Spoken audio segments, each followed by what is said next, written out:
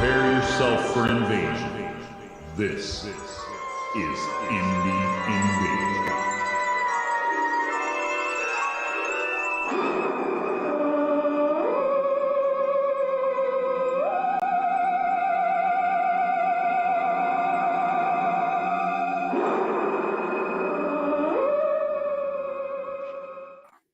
Oh, you guys caught me adjusting my chair. What's up, invaders? Man. What kind of timing is that? Yeah.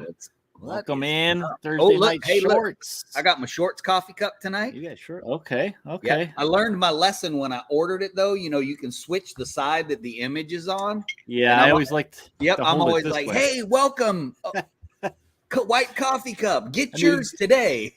Get a blue marker and I'll draw some pictures on there. Right. Well, if you did it, it'd look good. So anyway, what's up, guys? What's up?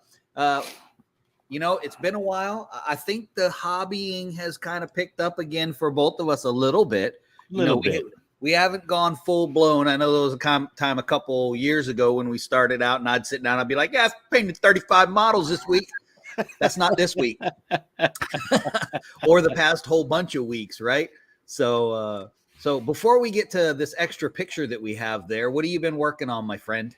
Well, I finished my aliens for. Oh, you did finish them. Okay. Dark. Yes, I you know what? I'm still gonna pick at them because I want to try and do some like metallics. Hey. Look at that. Some of the pieces. Whoa, what's up, Clem? Stranger. There's a little picking I want to do too. Yeah. I do the bases still, stuff like that. So they're done basically, and the bases I think I'm just gonna paint black. Yeah, that's actually what I didn't. I paint my zombies, my zombicide zombies. I usually, except for the big abominations and the cool ones, I rebase them. But most of the zombies, I just paint the base black, keep it real simple. But welcome, Clem. It's good to have you back, man. We haven't seen you in a while. So I've been working on. I've still been working on some Wild West Exodus. I was going through my bits box and I found this cool dude from Heresy Miniatures that I want to get painted. It's a giant mosquito.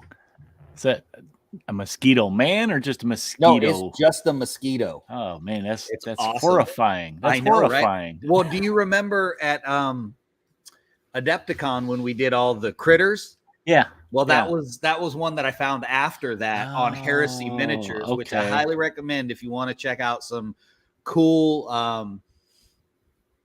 really unique miniatures. The guy's a fantastic sculptor, and he's got just a bunch of really cool models. But anyway, I found him. So I've been working on I've got some Wild West Exodus on my desk. I've got some of my undead, Wild West undead.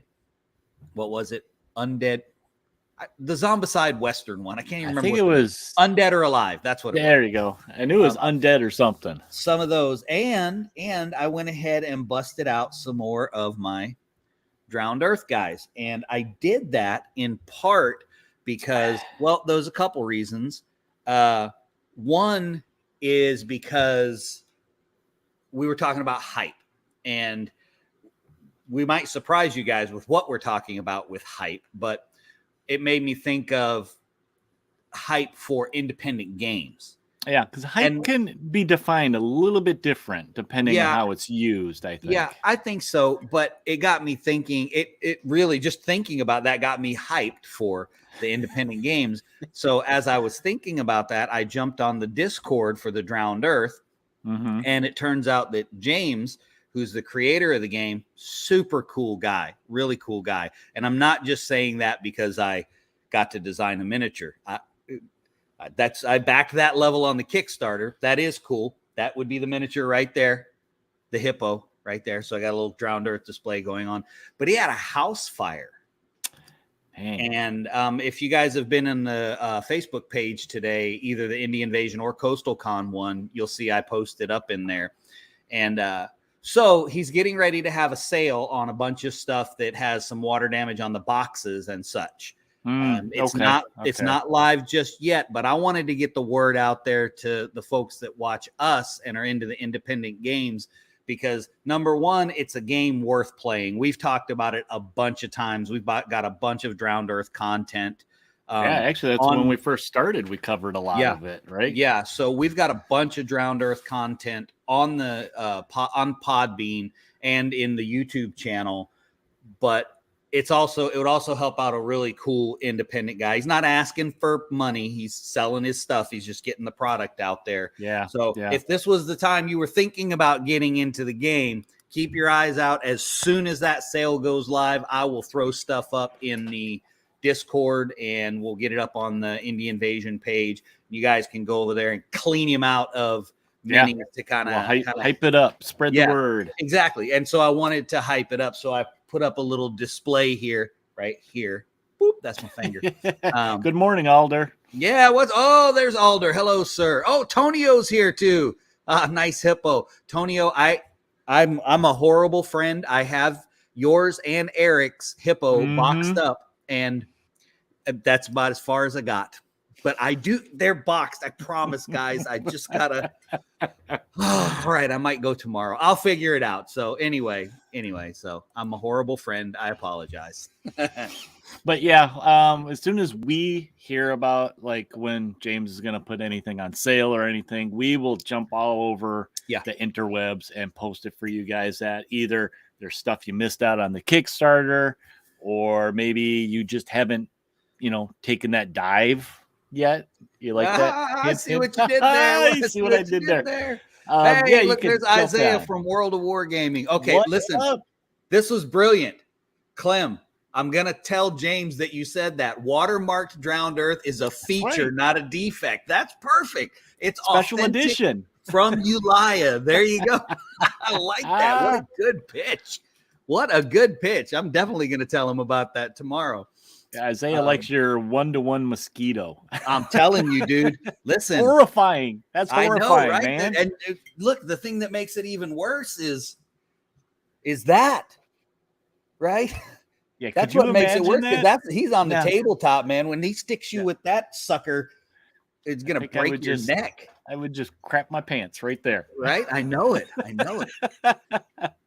Scary stuff. Oh man. So anyway, in case you're wondering, that's why the picture is up there. I just wanted to set up a little bit of a mini hype train for the Drowned Earth, get everybody thinking about it. Because listen, as far as mechanics, it is. I've said this before. Cinematic. That's how I always think of it. Cinematic. Yeah. I mean, it's fantastic. So if you're looking to check it out, you can. I think the rules are free to download, so you can check out the rules anyway. We got links in the show notes too, if you guys want to follow that and check out all the stuff that he has on there. And they got a good community, I think, too. Yeah, got a real strong community. And Isaiah, if you haven't checked out the Drowned Earth yet, I would highly encourage you to. As a matter of fact, I'm scared to say this now because I haven't mailed Tonio or Eric's box yet for like 8 months. But I have some doubles that I could maybe get to you if I can ever put stuff in the mail. I'm going to, after the show, while I'm still on camera with Eric, when we're not live anymore, I'm going to get the boxes and I'm going to go put them in my Jeep. I'm going to see it. I'm going to go put them in, and I'm going to go put them in my Jeep. That I'm going to get them in the mail. I promise. Well, in other news, kind of hype related also, and I've posted this, on Facebook and stuff. It was about a week ago. But Snarling Badgers has a new game out, and I know some of our listeners have dove on already and downloaded the rules and read through them and said they're pretty cool. And it sounds pretty neat. What they're doing is different from their other games, where they're going more X-Files type oriented, where you're doing a modern, semi-futuristic, like soldiers, Men in Black type of thing, and you're going out and you're investigating these like alien occurrences, before they're starting to invade type of thing. And it's called Majestic 13. And I think the 13, from what Uncle Adam said, was that there's 13 different profiles that you can kind of build and play with, which is kind of cool. Okay. They sent us a little press release. Let me read a little bit of it. So it's their third miniature game. It's agnostic again, which is kind of cool. And it's out now. So you can go find this on Wargame Vault or you could just follow links. We got it going to their page. You can read up a little bit about it, but it's under $20 for this game if you want the soft cover, and I think it's even cheaper if you just go with the straight PDF. Now they do have some add-ons that are like a little card deck that gives you some different stats for the different types of aliens. But you use whatever modern and near future miniatures you like. You build your team of 5 covert operatives to fight against the alien menace that is threatening Earth. So as members of one of the 13 organizations of Majestic 13, your soldiers will fight creatures from a list of more than 24 different monstrosities, ravagers, and stalkers in pre-generated missions. I think there's like 18 different missions in here. Well, shouldn't there be 13? I mean, wouldn't that just make sense? Well, you think, but and the missions are basically there's that's just the campaign. So in the campaign you can do solo or co-op, or you can actually play like little skirmish, like training missions against your buddies. So you put together your little squad and you kind of, do little war games, I guess, against each other. The thing about it is it's worth picking up if you're like me and you just like to have rule books. It's under $20. I like to read it. I like to at least play a game. I've actually played a couple games of Reign in Hell. I enjoyed Reign in Hell. Reign in Hell I liked a lot. That was a lot of fun. Yeah. Space Station Zero, read it. I have not put it on the table yet because at the time I was doing what was I doing? I was playing Core Space, Chrome Hammer, and 5 Parsecs from Home. So I was kind of space sci-fi'd out at the time. So I didn't get it to the table. And I saw you joined us, Mini Warmut. I waved at you because Eric was talking. I was blabbering. so I just waved. So I mean, I think it's worth picking up just to have just for a book to read through. I have a shelf. Yeah. I got a shelf full of books. I mean, I know my go-to games. My go-to games are the Drowned Earth, Twisted, and that third slot kind of comes and goes. I've got a couple favorites that are based miniatures wise, but those are my solids. But I love to read the rule books. I love the worlds that are created. Twilight, Burrows and Badgers, those two are Quar. Okay, I better stop because I'm going to say those ones rate really high, and then I'm going to put out a list of 35 different games that rate really high because County Road Z and okay, I'm done making that list because it'll never stop. Yeah, you just go on and on. I just go on because I like them. They're all so good. Even the quirky Urban Manhunt, can't leave that one out. No. And I think when I get a hold of the rules for Majestic 13, we may dive into it a little bit more like we did Snarling Badger's other games because it's kind of I hate to say this because a lot of people look at this as a bad term, but beer and pretzels game. It's the type of game that you can throw to the table quick and have fun though. That's the thing is you're having fun because you're not spending your time in the rule book studying rules. What do I do in this situation type of thing? So check that out. Follow the links. If you want some more info on it. I gave you the quick elevator pitch for it. There's a lot more to it. You just needed some background music to it, a little elevator background music. And in honor of the guy who buys all of our new t-shirts we put out, I got to throw Zinvaded out there. That one rates up there too, right? Zinvaded. I finally got my Zinvaded guys in one of the lighted cabinets downstairs. They are out of the drawer in the lighted cabinet. So, and I might actually get to play a game tomorrow. Oh, there you go. I know, right? I'm super excited. I might actually get to play a game tomorrow. Not sure what I'm playing yet, but I'm playing something. If I got to play craps downstairs in the basement, man, for some money, that's some big money there. No, there won't be any money involved. I'll just be throwing dice. Since we did our little news spiel there and we kind of touched on what our topic is, we should probably jump into our topic. Oh, dear. Here we go. I can't listen. I've been texting Eric about this. I'm like, no. I know. I have to. I have to bring this up on the take it away on the show. I mean, our two little news stories are kind of diving into hype. So basically, let me give you guys a setup. Recently, I've been noticing a new edition of a certain game with a huge new starter box that's being called a great way for new players to jump into this game or old players to jump back in. Now, that being said, I started looking into it a little more. I looked at the website to see what's coming out. Free rules, that sure helps, right? Free downloads on stat cards. And then I started watching other content creators that were getting into the hype and getting excited about and talking about how cool and fun this new version is. Cool and fun. So the game, if you haven't guessed by now, is the new 40K edition. Now, Leviathan box. Yes, Leviathan pre-order was about a week ago. I think it went on pre-order, and it comes out at the end of this month. And it kind of triggered me because I was like, Okay. So now I got stuff in the background that happened before. Here's the real question. Did you already pull the trigger? I have not pulled the trigger. Oh, I'm so proud of you. So I've resisted all the hype, and I'm kind of part of the last point in our discussion here. So let's jump into the discussion and focus on basically what is the hype train that gets us behind the game. They're coming out and look at where it comes from. Is it good? Should you ignore it and kind of decide for yourself, which is kind of what I'm doing. But some of the things that build hype for a game, let's start there and why. We're kind of guilty of this. We did it at the beginning of the show, right? Content creators build hype. Right. Now, I look at it this way.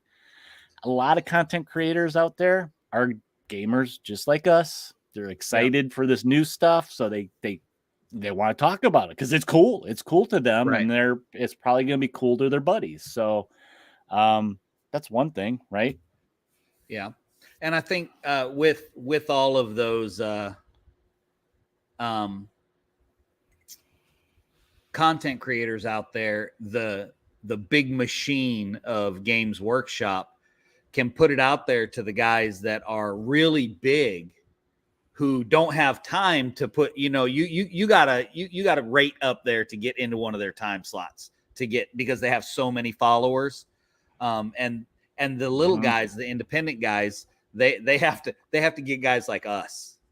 And, we love it and we're grateful, but listen, we do our best. That's what we do. We do our best. But there's a significant difference there. I think that's one of the big reasons the hype train gets going so fast for 40K. They can send out, who knows? I mean, I would be curious to know how many boxes they actually sent out to content creators for just go do it, Yep. I mean, the company's a big reason that we see the hype, like you're talking about. They send out, early editions and early copies of these games for people to review, check out. Weigh in on what's good, what's bad for the consumers, right? So in a way, that's building hype. And I think Terrence peeked at our show notes because he says he applies his Kickstarter logic to game hype. And I agree. You ask yourself the questions: who you're going to play with? Is it going to see the table enough to justify the expense? Or is it just the rule of cool? And the FOMO, the fear of missing out, that you don't want to miss out on it. Everything behind me I can point to, and those fall into all those categories you said. Right. And I've gotten a lot better at that. Because, for instance, the Thunder Road Kickstarter, the He-Man Kickstarter, those board games, using Terrence's rules, is it going to get to the table? And the reality is no, I'm going to get it for the miniatures. Yeah. And I'll touch on that in a little bit. Another, I think, thing that gets hype out there is the communities, your game groups, whether they're at stores or online.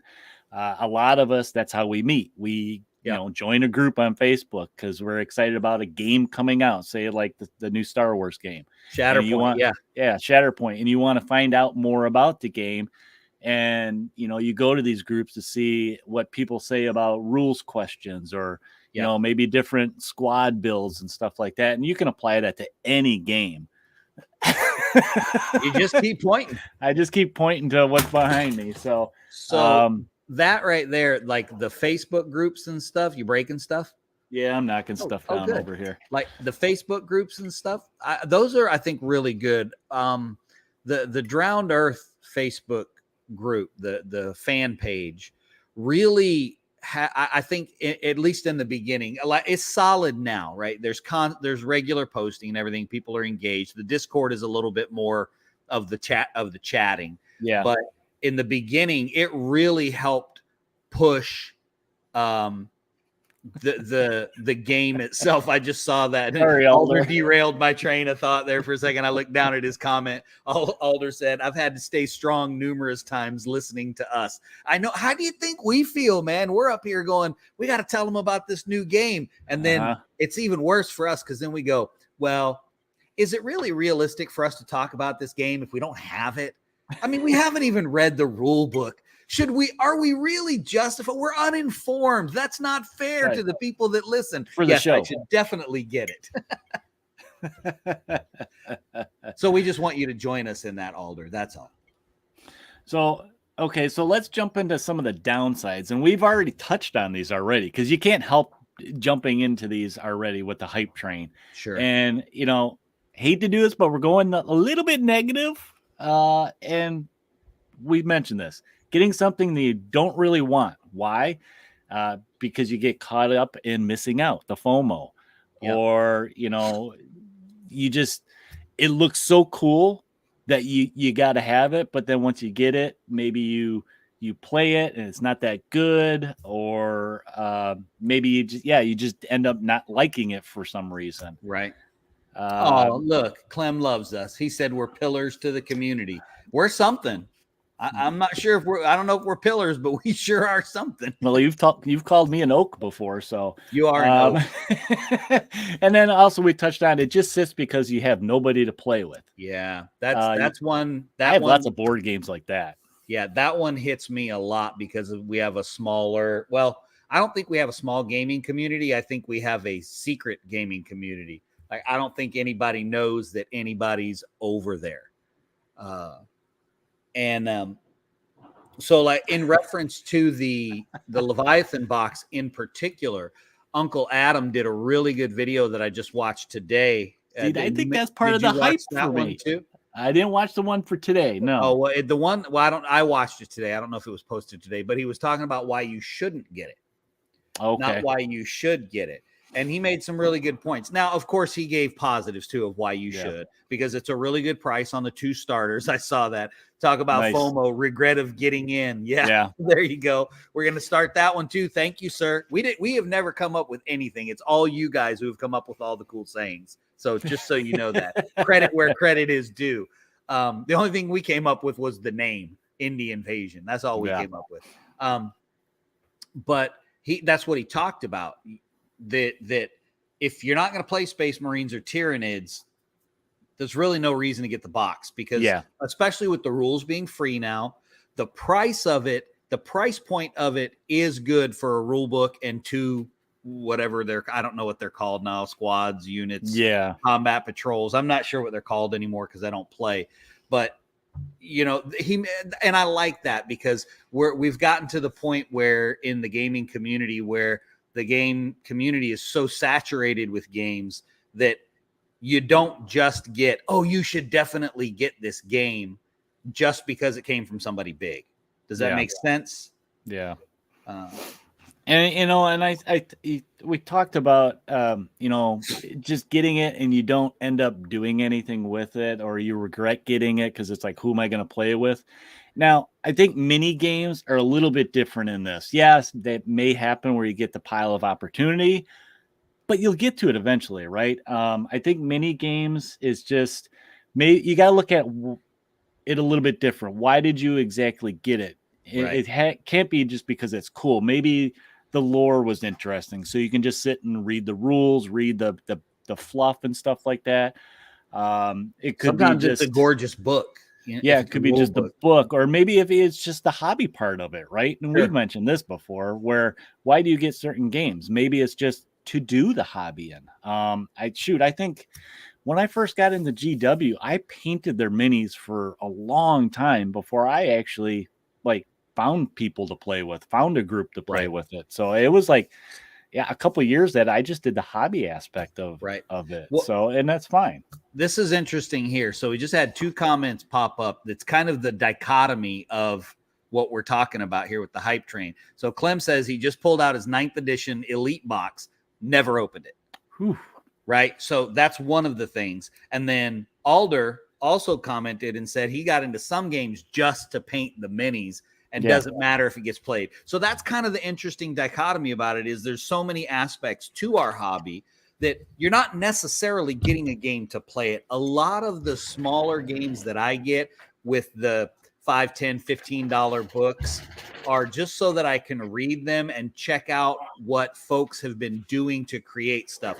So I think of Taylor Wargaming. The game is called Inept. I encourage you to go check it out. It's basically,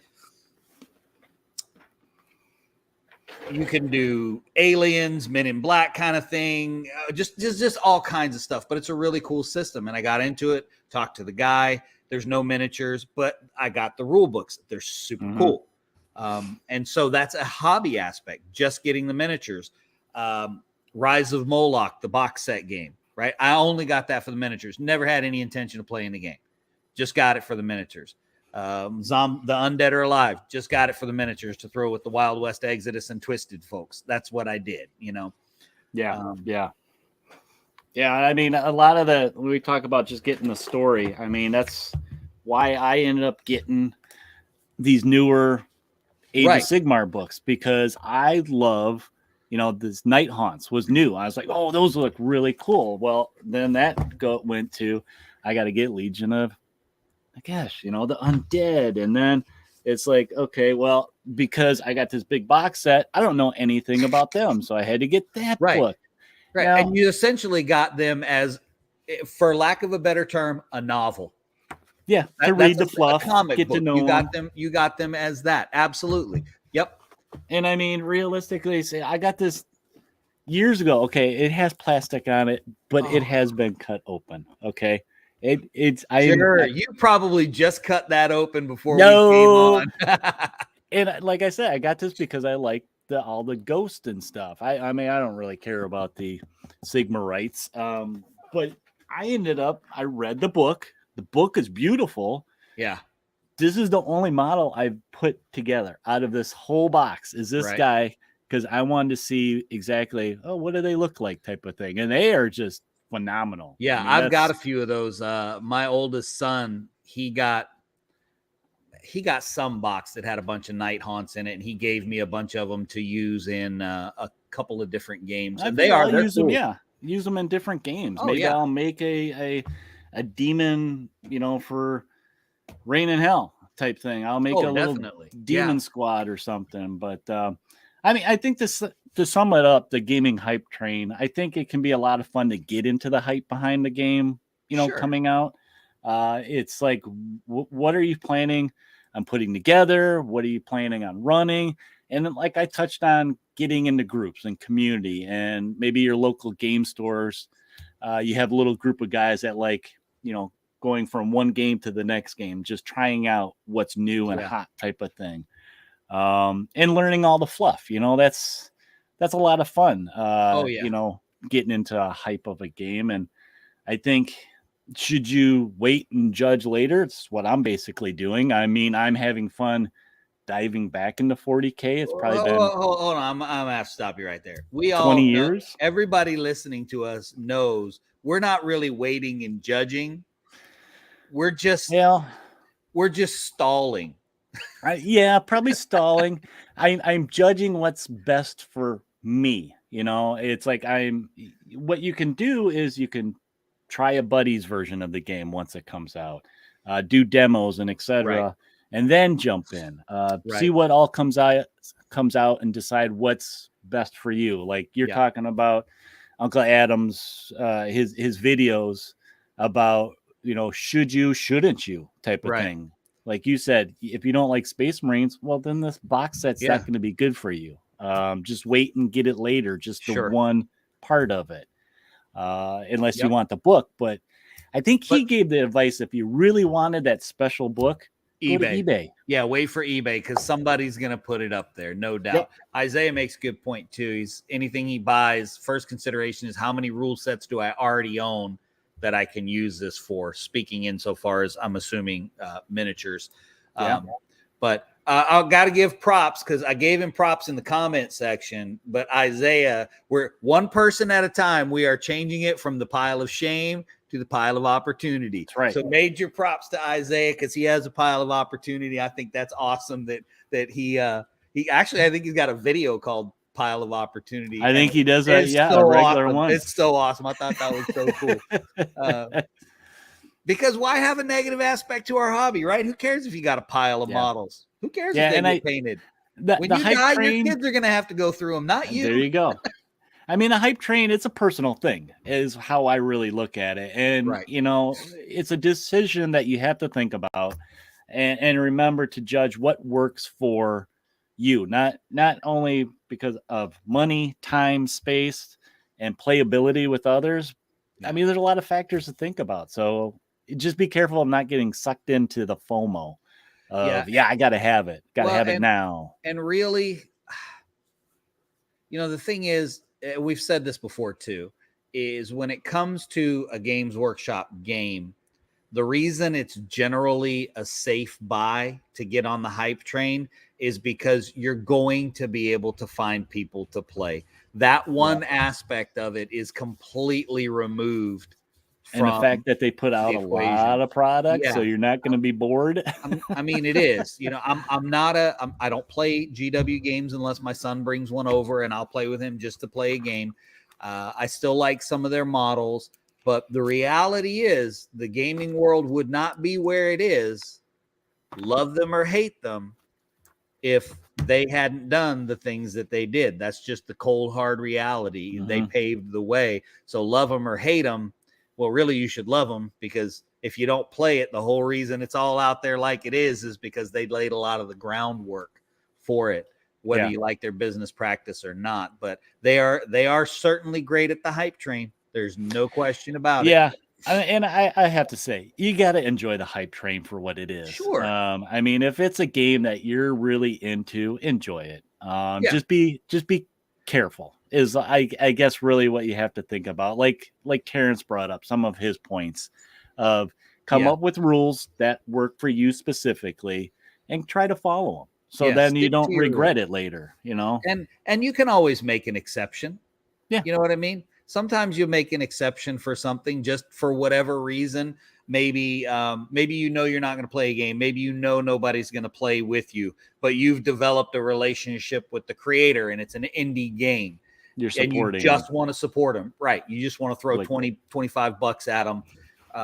Right. Yeah. Support Drowned Earth. I mean, you're talking about not just a cool guy. I mean, James is an awesome dude, but you're also talking about an outstanding game.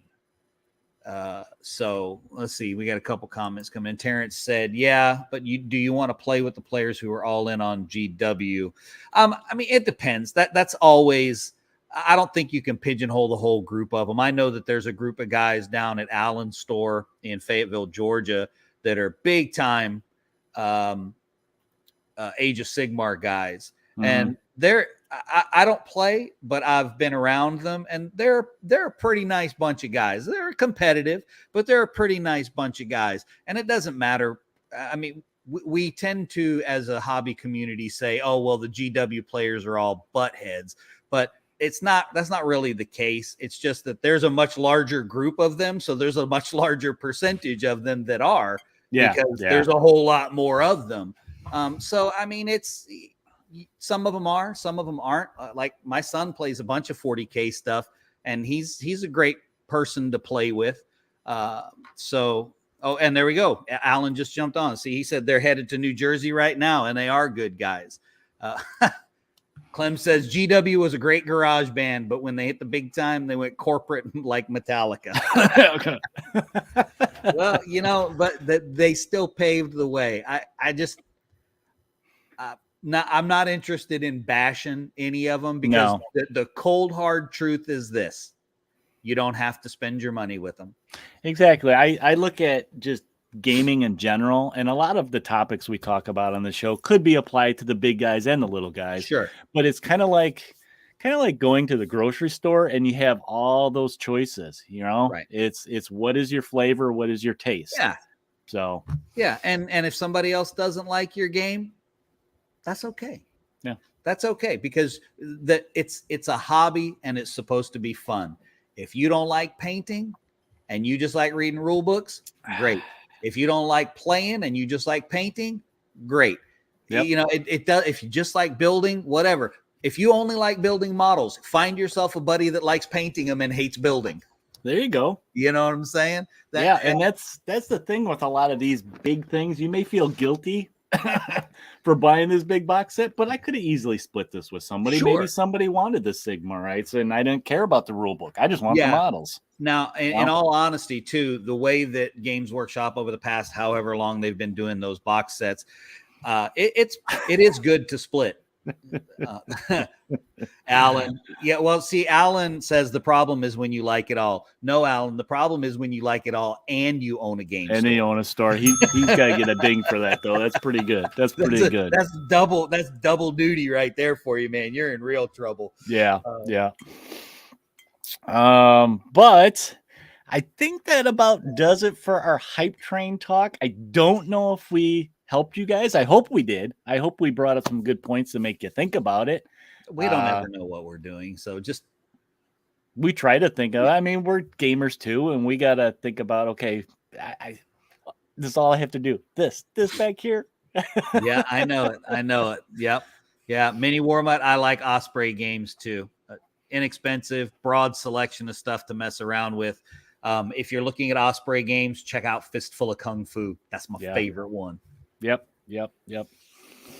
All right. Well, are you going to take us out this week? Well, I sure can if you want me to. Okay, I mean, you know, banners. I get the big bucks for and everything. But so before I take us out, though, last plug, don't forget to keep an eye out for us to post some links for shortly.